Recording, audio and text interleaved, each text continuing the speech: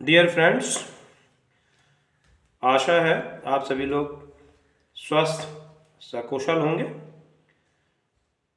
आज हम लोग सर्किल के एरिया के बारे में कुछ क्वेश्चंस करेंगे।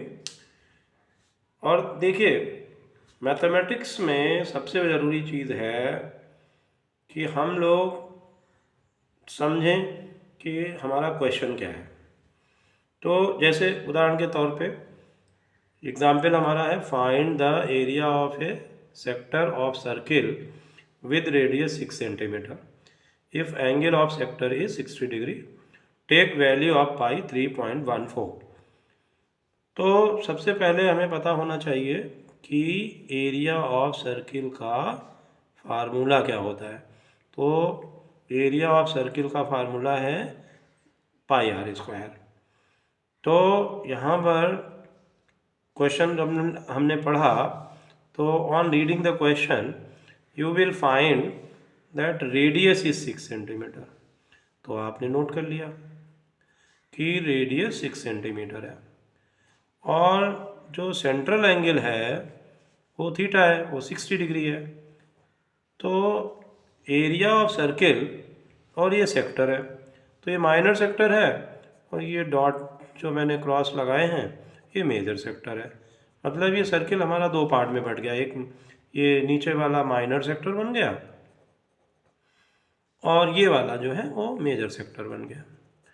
तो माइनर सेक्टर का एरिया हमें निकालना है, इसका एंगल दिया हुआ है 60 डिग्री। तो सबसे पहले हमने फार्मूला लिखा एरिया ऑफ सेक्टर।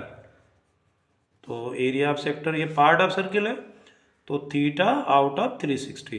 360 कहाँ से आया? 360 angle subtended at the centre by circumference of the circle, whole circle in one complete revolution, and total area is pi r square. So here on substituting the value, this theta is 60 degree over 360 into value of pi 3.14 and radius is here 6 centimeter. So on substituting the value, we get 60 upon 360 into, this is the value of pi and this is radius with unit centimeter square.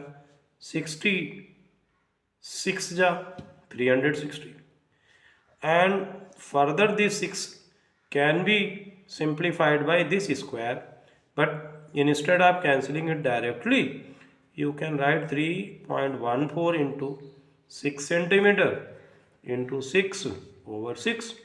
So on cancellation this will be 1. So your area will become 3.14 multiplied by 6, which on simplification will come 18.84. So this is coming 18.84 area of your sector.